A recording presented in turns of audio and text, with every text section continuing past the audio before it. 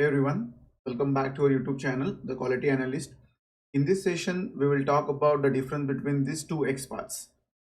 So input 1 and again input 1. So many people think they are the same, but in reality, they are not the same. They have some key differences. Okay, so let's understand this with the help of examples. So before we even look at the XPath syntax, remember one golden rule. XPath works node by node, not line by line. So XPath does not think like humans. It thinks in terms of parent, child, position, and the context.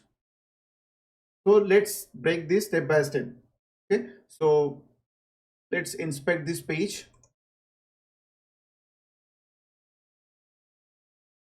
And then you can simply control F and then write a XPath. So I'm writing the XPath just with the tag name here. If you see, the first option is reg name. Okay, input tag reg name. The second will be input tag reg last name. The third will be input tag reg phone, right? So if you see, it will highlight each and every input tag on this page. Okay, so now let's do input and then add this index. So now you see, this is the section tag, and inside section tag, this is the first input tag. Okay, and now the second is actually reg last name inside this parent. Okay, but if you do like this, it will not highlight this one.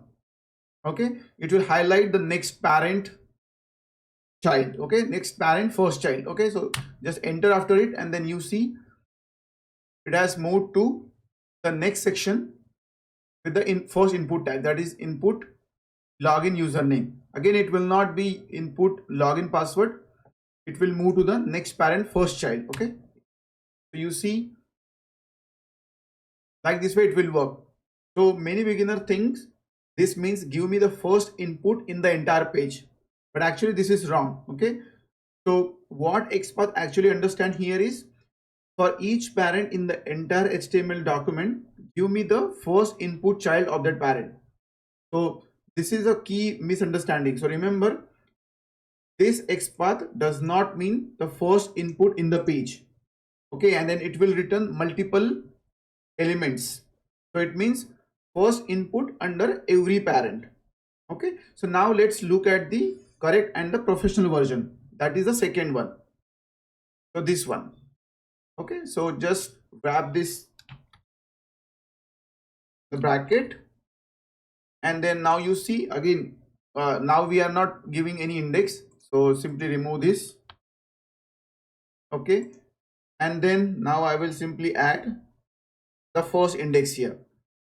Now you see it is correctly highlighting the first element, okay, in the HTML DOM, and you see the occurrences are 1 of 1. So these round brackets completely change the meaning.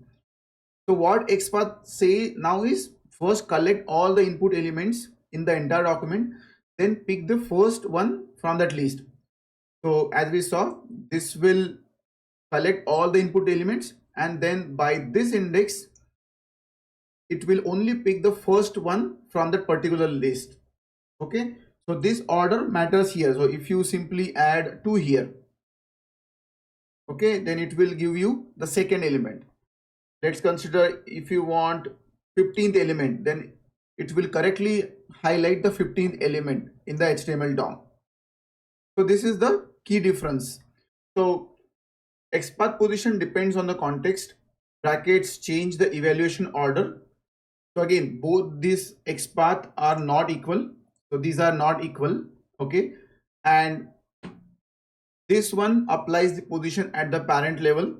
So it will give you the first child of each parent. Okay, and if you provide these round brackets here, it applies position at a global level and only give you the first element in the HTML document.